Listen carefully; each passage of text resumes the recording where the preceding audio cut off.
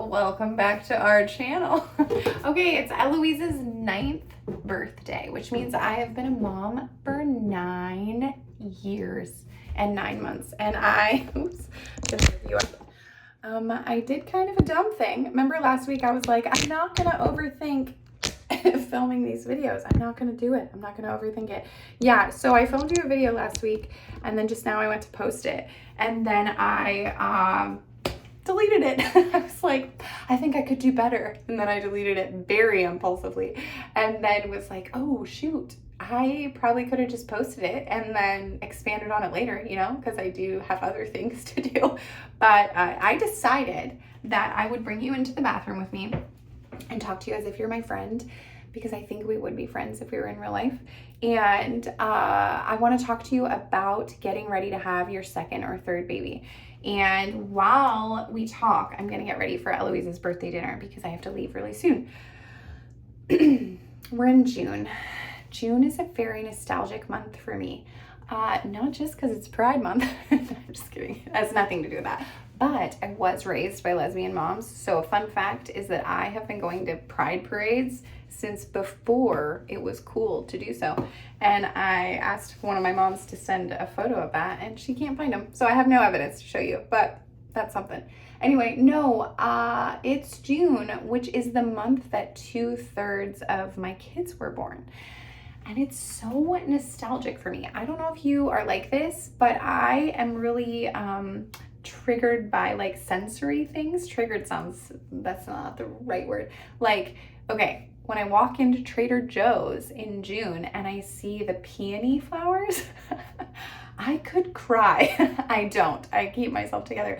But like the beauty and the smell and the physical, like here they are in my hands, it takes me back to the memories of being pregnant with Wilson and Eloise, and I just love it. And then also walking by jasmine flowers, the smell of the jasmine does the same for me. Eating a nectarine in the month of June, like the juice and the drips, all of it takes me back down memory lane to when I had my babies.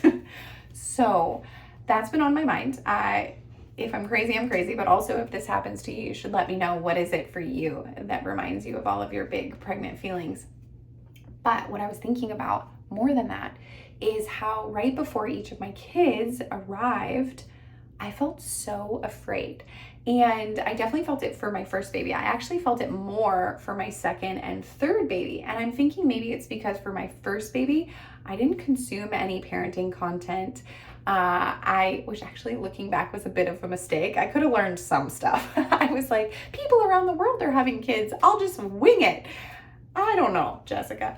Anyway, when I was having my second and then my third baby, I already knew some of the hard stuff. And then our memory plays tricks on us when we're scared, because I felt like all of my fears suddenly had exclamation points on them. And I was like, I'm gonna be so tired, or like, I'm already overwhelmed. How am I gonna take on another baby too? Or for my second baby, it was a boy and my first baby was a girl. And so I had some panic, like, how am I going to raise a son? I don't know how to raise a son. It's funny, the stuff you're afraid of. And for me, it would happen a lot when I would lay down in bed. It's like third trimester, you're so desperately tired. You would love to sleep. You already have a kid or 2 or 3 that you've been chasing around. So this alone time to go to sleep is very precious. And you're thinking like, this baby's gonna arrive soon. I would love to be charged up on sleep so I can be ready for that little baby to keep me up at night. And then third trimester just does not cooperate at all. She got an accent on that one. And then I'd lay in my bed and I would just freak out about all the stuff I was scared of, or the stuff I didn't feel prepared for, stuff I felt like I needed to do before baby came, and it was very unhelpful. And it's happening to one of my friends who's getting ready to have her second baby too.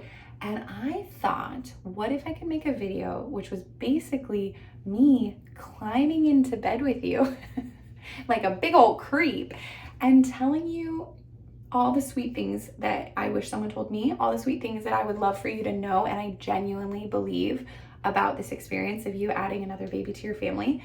And just to be like really honest with you, because I recently had cancer and I had to have my baby making bits removed, which they do call a partial hysterectomy, but it was very intense and sad, and I would rather just lighten it up by calling it my baby making bits out of me.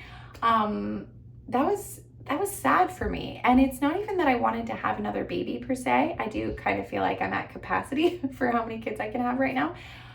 It's more just the finality of it, of being like, oh wow, I will never be pregnant again. I will never have this journey again.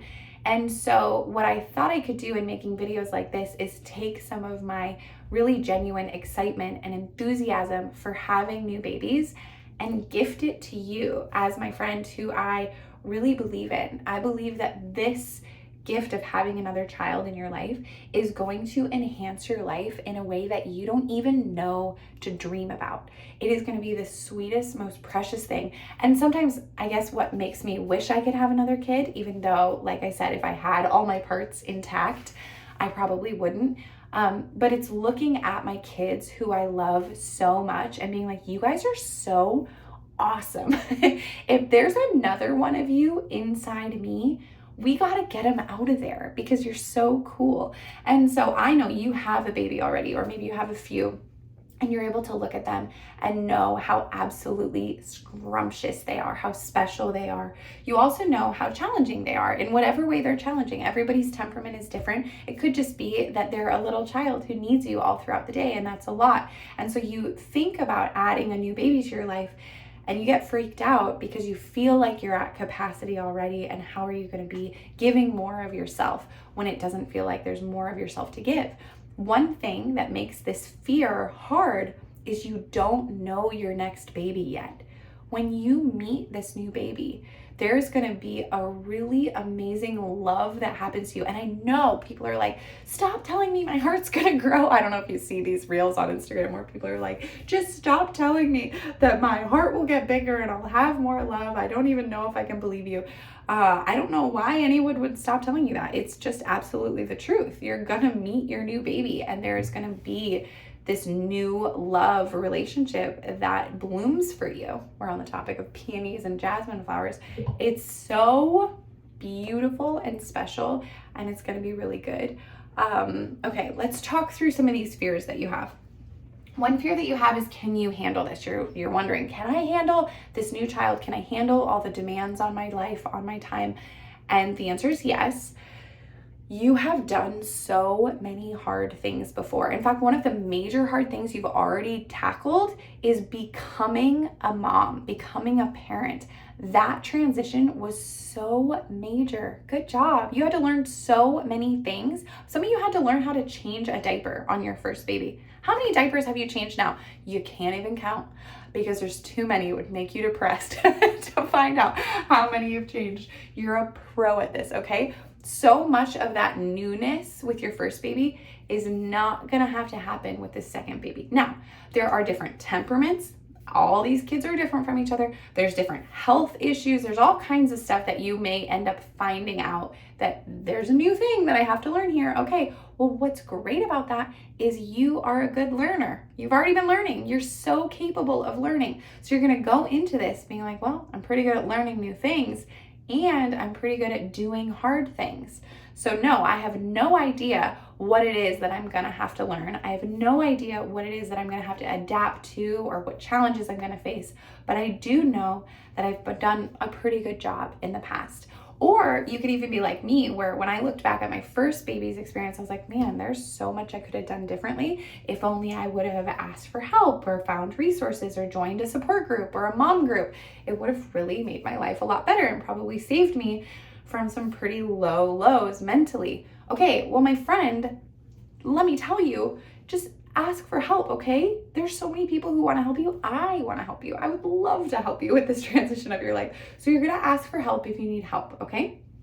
The next thing is, oh, you're wondering, how are you going to be able to handle everybody needing you?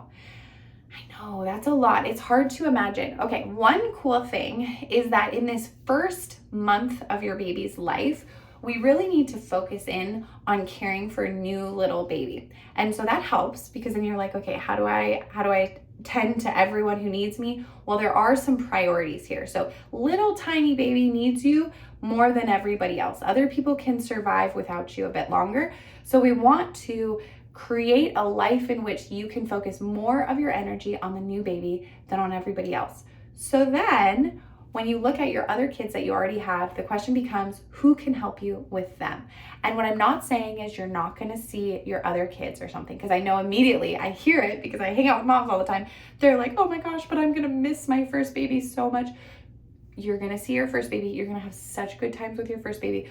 That first baby, though, needs someone or some people to help keep them entertained, help them to have fun during the day, help them to cope with the transition while you do the thing that only you can do, which is rest your body, because your body's gone through so much, and care for the body of this new little baby. If you're going to be breastfeeding, that's an all you job. So you want lots of time to rest, to eat, to feed that baby. And then when it comes to you spending time with your first baby, then you can build that into your life in a way that makes sense to you.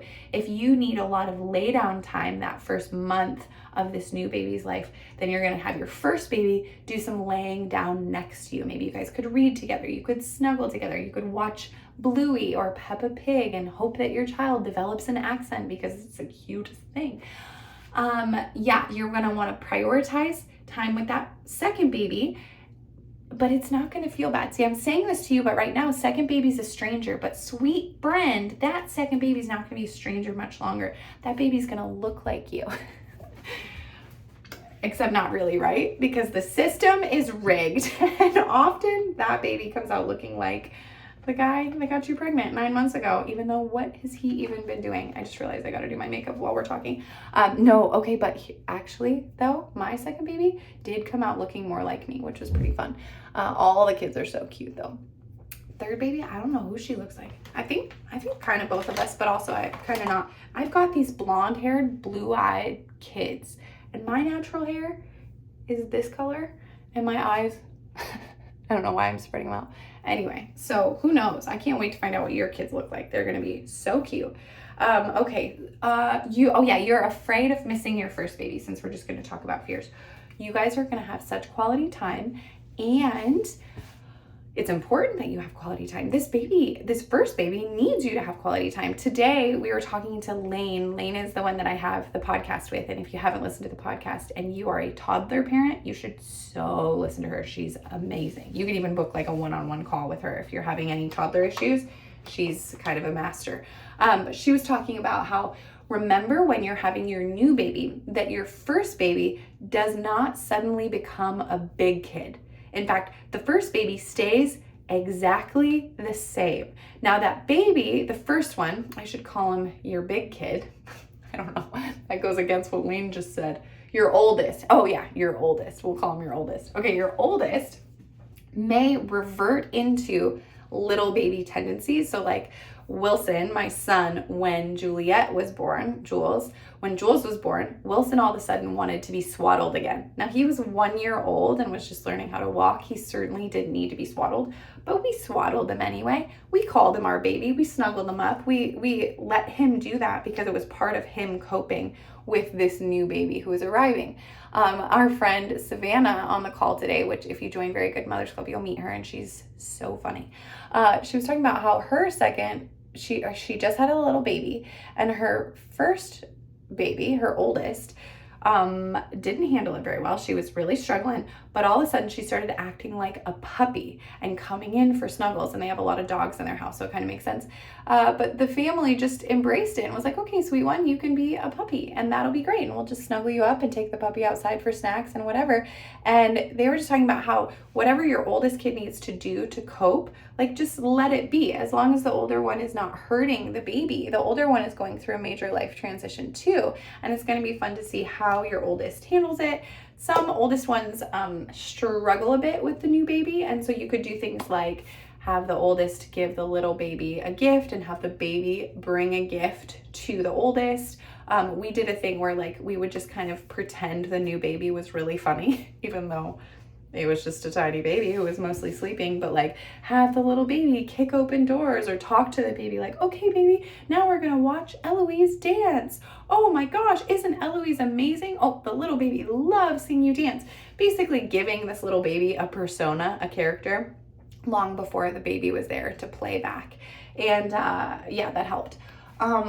What else? I was going to tell you something else. Oh, Lane said something super good today too. She was talking about how you want to take your toddlers seriously, but not literally, because one of the moms was talking about how her toddler had said, I want to throw the baby out the window. And okay, that's alarming. That's alarming talk, right? But what Lane was saying is, what you're wanting to hear is that the toddler's expressing a big feeling, but at that age doesn't actually know exactly what they're talking about. Obviously, safety is a priority, so you're always keeping your baby safe and you're keeping your toddler probably away from windows. But more so, Lane was saying, like, lean into what the toddler might mean inside. The toddler's cueing you into, like, her life is changing in a major way. Maybe at that point, then you're wanting to spend some more quality time with this little one. You're wanting to help ease this transition for her, but you're not immediately getting freaked out that the toddler said, I want to throw the baby out the window, or I hate you, mom. Like, feel free to say, oh, that's not how we talk, honey, or I don't know. In my house, I would be like, oh, guys, we don't say we hate each other. That's okay that you feel all these big feelings, but we're not going to hate anyone in this house. That's not how this works.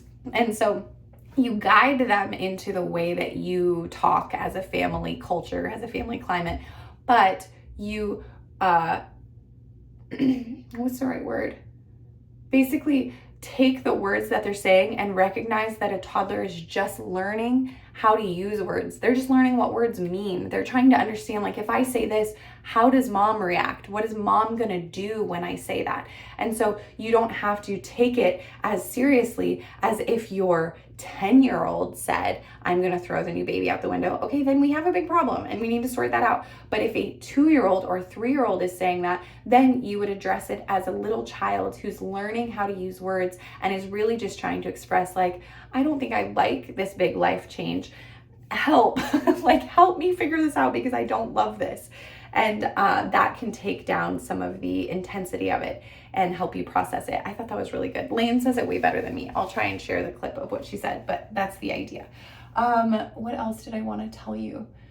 It's so sweet. You're giving your child, oh yeah, this is a good one. Okay, one of the things, I really have to go, but one of the things that my friend recently said to me that she was afraid of for her new baby coming is, like, I'm taking away from my oldest child's life by adding a new child because they no longer have all of my attention, all of my free time. Now I'm gonna have to share it with a new little one. And here's something I wanna say with, like, the most, I believe this so much, it oozes from me, okay? It oozes, like, as if it's literally, no, I gotta go. Okay, here's what I believe. I believe you are birthing your oldest child their new best friend. I think the sibling dynamic, if you can have it, so what I'm not trying to say is, like, for those of you who are only having one child, which I can't imagine you would have made it this far in a video if you're only having one child, so maybe I don't need to talk to you. Anyway, no shame for anyone who's not gonna have more than one child. But if you are having more than one child, that is a little teammate for them for the rest of their life. Like, I remember being young and going to my mom and thanking her for making my sister because I suddenly realized that if she hadn't have come, I'd be alone. And I was like, what the heck? Who would I even play with? Now, surely I would have played with people, but still, it was a very clear click in my mind, like, whoa, my mom gave me my best friend. That's so special. And I see that now. I see that in the way that my kids relate. I see that in the way that I relate to my sister and she relates to me, and we don't live in the same state, but we can call each other about things that are super big, or we can talk to each other about things that are family related and call on memories from when we were, like, I don't know, 5 and 6 years old that nobody else has. We have them, but other people don't have them. So it is super special that you are having this new baby. And as much as, yes, now this child is going to have shared time and they don't get all of your time, what they do get is this bonus relationship that's going to be so special. And you're going to sometimes love on the older one, and then the older one will take that love and direct it to the younger one. And sometimes you're going to love on the younger one, and the younger one will take some of that love and direct it to the older one. And it like increases your orbit and flow of all of you guys loving on each other and laughing and having so much fun. And it's going to be awesome.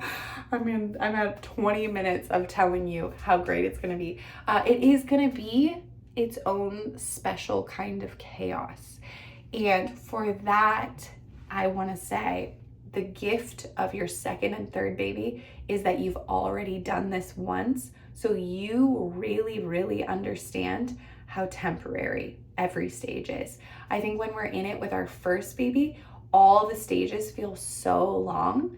But when you have your next baby, something really crazy happens where suddenly your first baby looks like a giant. You're like, what? How did you get so huge? You were just tiny like yesterday. But then you realize like, okay, I'm having a tough week with my little one. Oh, I remember that happening with the older one.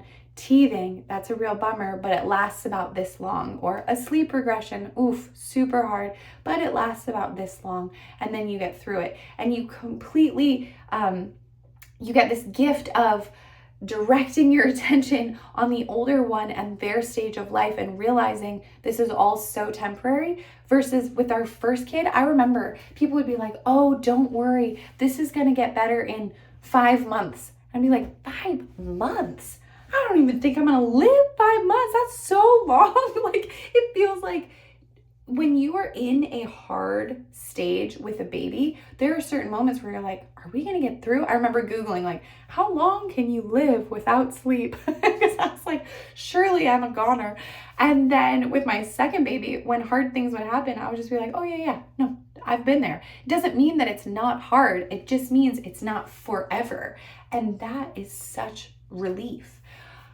Is there anything else I should tell you? Probably not, because I should go celebrate Eloise, but I am so excited for you. I actually do coach expectant parents, and I also have a community for moms, and we do all kinds of special things to help encourage families and support them. So if you need resources, I'll link them below. If you want to listen to a really encouraging podcast, we have one called Very Good Enough. And it's great, especially for toddler parents. You're going to get a lot out of that. And yeah, you're just doing so good. And I'm really excited for this stage of your life. Thank you for being with me. Did I even get ready? I probably should be. Well, I mean, I started with some makeup on. Maybe I'll put eyeliner on after I say goodbye to you. Put a little bronzer up here. Okay, you guys are the best. Thank you for being with me. And please comment. Is there something we should talk about? I would love to hear from you. Okay, talk to you soon. Bye.